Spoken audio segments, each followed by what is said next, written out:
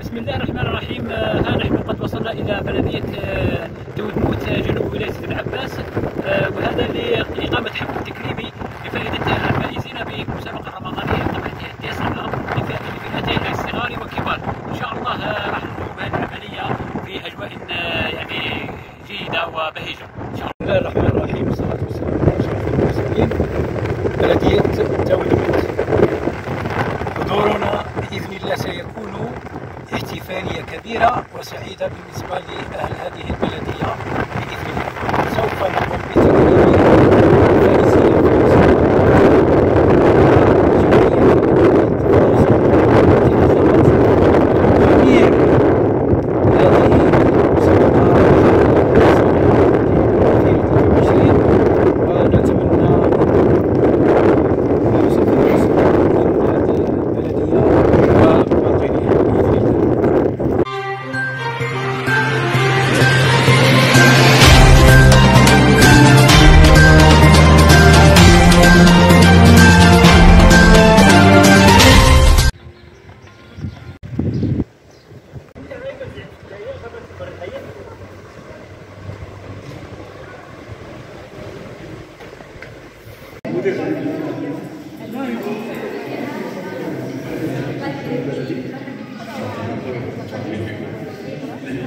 في المسابقة تكون أعلى مستوى على نسبة على مستوى كاع الولاية، ولذلك فضلوا الجمعية لإقامة هذا الحفل الاختتام على مستوى مكتبة أو بلدية دودموت.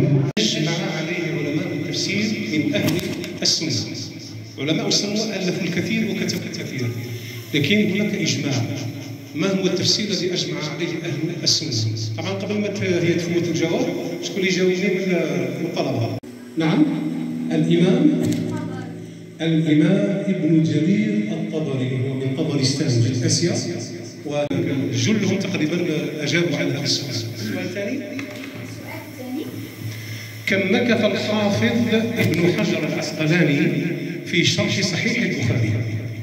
صحيح البخاري رحمه الله تعالى، الإمام البخاري رحمه الله ولد سنة 194 من هجرة المصطفى صلى الله عليه وسلم، وتوفي سنة 256 من هجرة المصطفى صلى الله عليه وسلم. على الغوص في بحره المشرق استخراج اللآلئ والكنوز والجواهر، فهذا الكتاب كان حجة بحق، يعني حتى قال البخاري: جعلته حجة فيما بيني وبين الله عز وجل. جاء الإمام في القرن الثامن، نهاية الثامن تقريبا بداية التاسع، يعني ابن حجر العسقلاني توفي سنة 852 من هجرته، وكان قاضي الشافعية في القاهرة في مصر، وهو من بلاد غزة. ابن حجر العسقلاني غزة أنجبت العظماء وأنجبت العلماء، أنجبت الإمام الشافعي، أنجبت إلى ذلك، فغزة يعني غنية ثرية زاخرة بعظمائها وبعلمائها وأعلامها. فكم مكث الحافظ ابن حجر العسقلاني في شرحه؟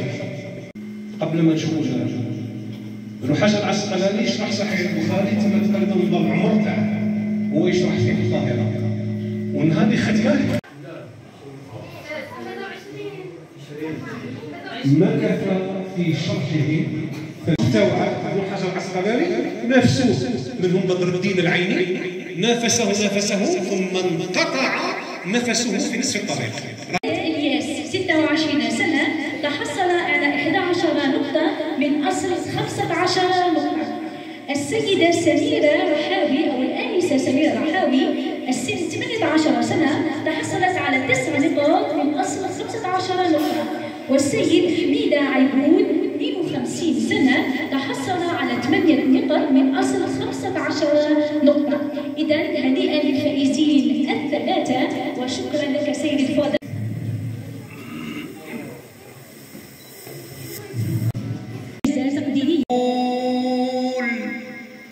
وأفصل الفصول لأصل إليكم يا رفاقي،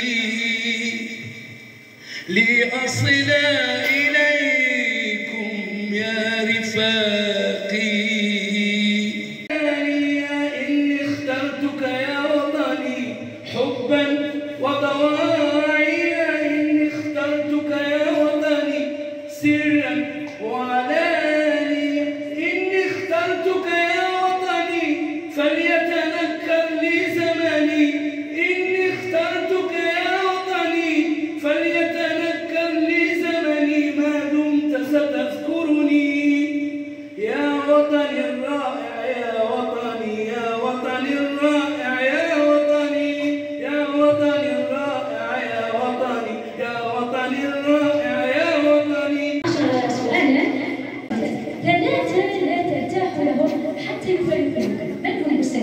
شكون يجاوب على هذه؟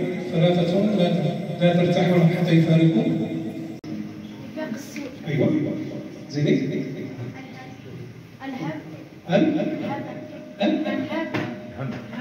الهم والوسواس. لماذا سمي الباب الذي يدخل منه الصائمين باب الريان؟ نعم، الجنة عندها أبواب كثيرة، باب الصدقة، باب الصلاة، باب صلة الرحم، باب الجهاد وهو أعظمها على الإطلاق، ثم باب الريان يدخل منه الصائمين تاع رمضان واللي كانوا يصوموا بزاف كما راه شعبان وكذا إلى غير ذلك. سمي الريان لأنه يروي الصائمين، لأن الصائمين هذو عاشوا بزاف في دار الدنيا. تحصلت على 12 نقطة من أصل 15.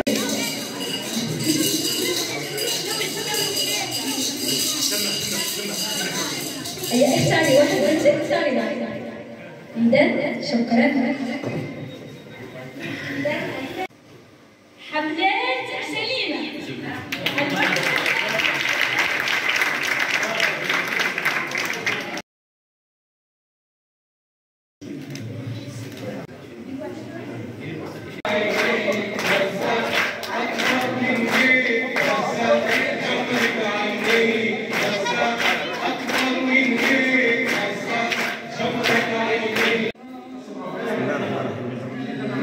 نشكر جمعية حرس النور، ويعني فرحنا بهذه الجائزة اللي قدمتها لنا جمعية حرس النور، ونشكر الحضور اللي هنا في القاعة.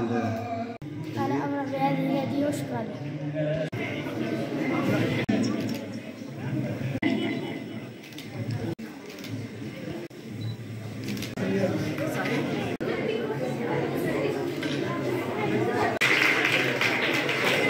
الشباب العاشرة من المسابقة إن شاء الله. بسم الله الرحمن الرحيم، والصلاة والسلام على أشرف المرسلين السيد مغربي عبد القادر نائب رئيس المجلس الشعبي البلدي بلدية تودموت. نرحب بجمعية النور، دار الثقافة ولاية سيدي بن عباس، مرحبا بكم. طبعا تاسعة، وهذا الشيء شرف لنا، شرف لكم إن شاء الله. مرحبا بالحضور المبالغ، وفي ذلك فليتنافس المتنافسون، وهذا الشيء فرحة تودموت فائدة تودموت.